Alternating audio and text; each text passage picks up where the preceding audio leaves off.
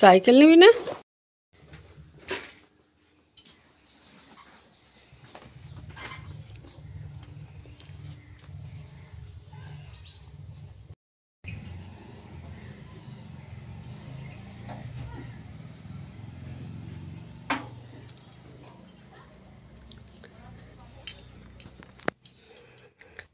Good morning, আমি পপির আবার একটা নতুন ভিডিওতে তোমাদের সকলকে স্বাগত জানাই। আশা করছি সকলে ভালো আছে, তোমাদের পপিও খুব ভালো আছে, এখন ভালো আছে। কাল শরীরটা খুব খারাপ ছিল, আজকে খারাপের মধ্যে দিয়েও একটু হলেও ভালো আছে, একটু ভালো লাগছে।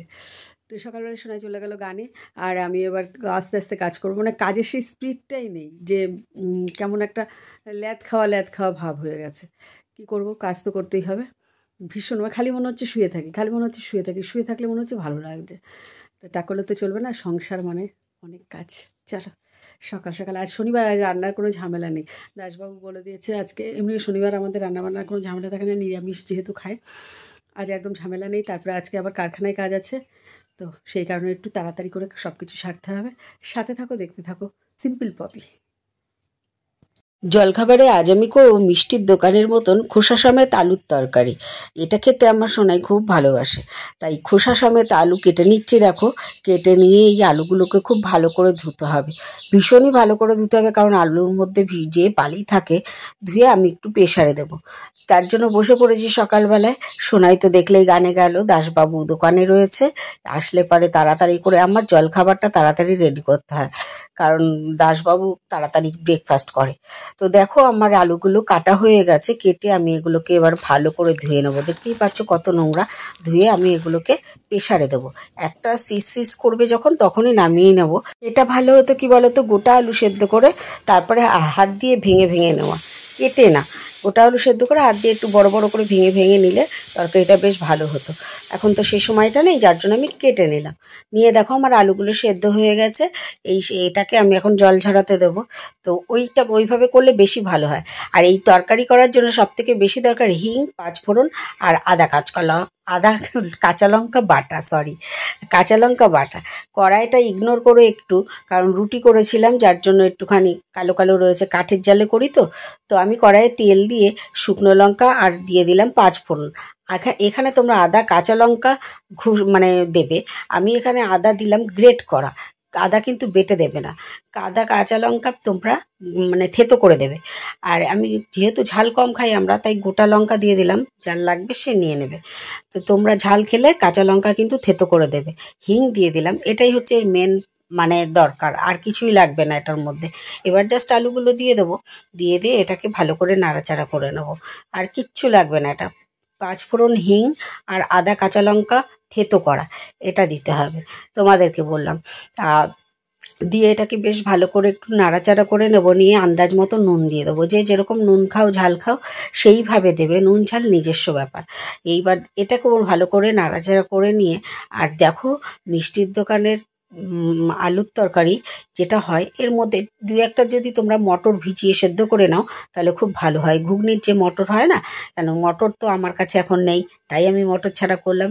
তোমরা মটর দিও, বেশ ভালো লাগবে। মটর কিংবা 2-4টে ছোলার ডাল এর মধ্যে দিলে ভীষণই টেস্ট হবে। দিয়ে দিলাম একটু জল, কষাতে কষাতে হয়ে গেছে। কিন্তু আর কিন্তু কিচ্ছু দেওয়ার নেই, শুধু জাস্ট একটু তরকারিতে চিনি দেবো।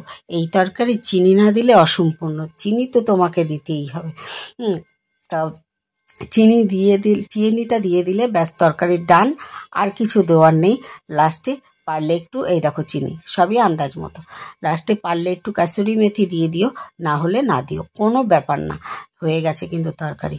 ওই যে বললাম, আলুটা সেদ্ধ করে নিয়ে একটু হাত দিয়ে ভেঙে করলে বেশ ভালো হতো দেখতে, খুব ভালো হতো পুরো একদম। আর টেস্টটা যা সুন্দর একটা গন্ধ বেরিয়েছে না বন্ধুরা, বিশ্বাস করবে না, এই তরকারির পুরো মিষ্টির দোকানের মতন ভীষণ সুন্দর একটা গন্ধ বেরিয়েছে। তো আমার তরকারি কিন্তু হয়ে গেছে, এবার আমি তরকারিটা নামিয়ে নেবো। দেখো, দেখতেই পাচ্ছ, এই যে একটু মটর ফটর দিলে বেশ ভালো হতো। আর অসাধারণ গন্ধ বেরিয়েছে, দারুণ গন্ধ। হয়ে গেছে তরকারি, কি ভালো লাগছে দেখো। এই এই তরকারিটা এত টেস্ট হয়, এত টেস্ট হয়, মানে বললাম না, দোকানে তোমরা দোকানের মতন তরকারি ঘরে করে খেয়ে নিতে পারবে অনায়াসে, এবং সেটা খুব টেস্টফুল তরকারি। তো দেখো আমি পাশে এই যে ওই পরোটাও করে নিয়েছি, পরোটা তরকারি আমার কিন্তু হয়ে গেছে। অপূর্ব হয়েছিল খেতে, অপূর্ব হয়েছিল। তোমরা দোকানের মতন খেতে চাইলে দোকানে আর যেতে হবে না, এবার থেকে ঘরে এইভাবে করে খাবে যেভাবে বললাম আমি। তো আমার এই ভিডিওটা যদি তোমাদের ভালো লেগে থাকে তাহলে প্লিজ তোমরা আমার পাশে থেকো। আর এই মুহূর্তে যে বা যারা আমার এই ভিডিওটা দেখছো তাদেরকে অসংখ্য ধন্যবাদ, অনেক অনেক ভালোবাসা। এইভাবে সিম্পল পপিতে তোমরা সাপোর্ট করো। দেখো দেখতে থাকো, দাসবাবু এসে গেছে, দাসবাবুকে দিয়ে দিলাম, সোনাই এখন আসেনি। আর বাইরে দেখো মেঘ মেঘ করছে, মেঘ মেঘ করছে, ওইটাই ভাবছি যে মেয়ে এসে যাক, ঘরে না হলে ছাতা নিয়ে যায়নি, ভিজবে।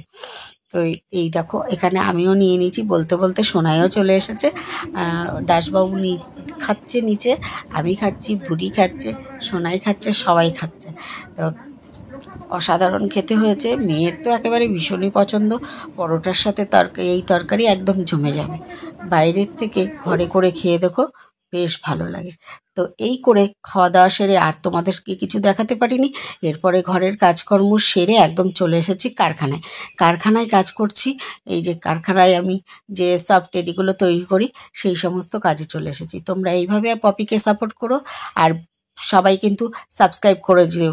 তোমরা ভিডিও দেখে সাবস্ক্রাইব না করলে পপি এগোতে পারবে না। ঝটপট করে সাবস্ক্রাইব করে দাও তো, পটাং পটাং করে বেল আইকনটা বাজিয়ে দিয়ে যাও। হ্যাঁ, টাটা, বাই বাই, সকলে ভালো থেকো, সুস্থ থেকো। দেখা হচ্ছে আবার নতুন একটা সুন্দর ভিডিওর সাথে। সবাই ভালো থেকো, সুস্থ থেকো, টাটা।